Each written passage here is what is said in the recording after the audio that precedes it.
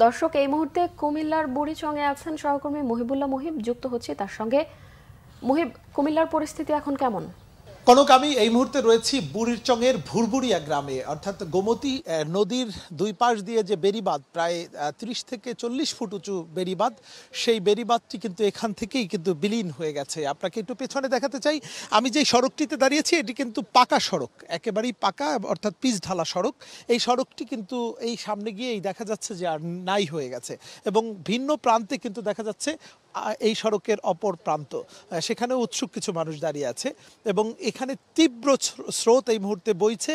আমরা যেটি এখানকার স্থানীয়দের সঙ্গে কথা বলে যেটি জেনেছি, যে এখানে অসংখ্য ঘরবাড়ি ছিল, যদিও এখানে কোনো নদীর কোনো অববাহিকা ছিল না, কিন্তু এই বেড়িবাঁধটি ভেঙে যাওয়ার কারণে এই গ্রামটি পুরোপুরি এলাকা প্লাবিত হয়েছে, এবং অসংখ্য ঘরবাড়ি এখান থেকে কিন্তু ভাসিয়ে নিয়ে গেছে। এখানে কিছু বিল্ডিংও ছিল এবং কিছু খামার ছিল, এখনো একটি খামার কিন্তু দেখা যায়, সেই খামারও কিন্তু অনেকটা বিলীন হওয়ার পথে।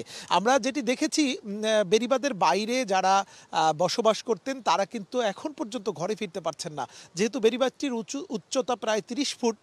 এই বেড়িবাঁধের উপরে অসংখ্য মানুষ পলিথিনের নিচে আশ্রয় গ্রহণ করেছে কোনো মতে। কিছু মালামাল যেগুলো তারা ঘর থেকে নিয়ে বেরোতে পেরেছেন, সেই মালামালগুলো নিয়ে মূলত এই বেড়িবাঁধের উপরই এখন তাদের আশ্রয়স্থল হয়ে দাঁড়িয়েছে।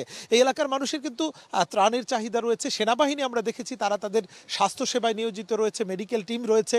সব মিলিয়ে একটা মানবিক বিপর্যয় তৈরি হয়েছে এই বুড়িচং এলাকায়, এবং এই যারা ঘর হারিয়েছেন, যারা বাড়ি হারিয়েছেন, সহায় সম্বল সব কিছু হারিয়েছেন, তারা কোথায় ফিরবেন এই বন্যা শেষ হয়ে গেলে, সেটি নিয়ে কিন্তু বিস্তর চিন্তার ভাঁজ রয়েছে তাদের কপালে।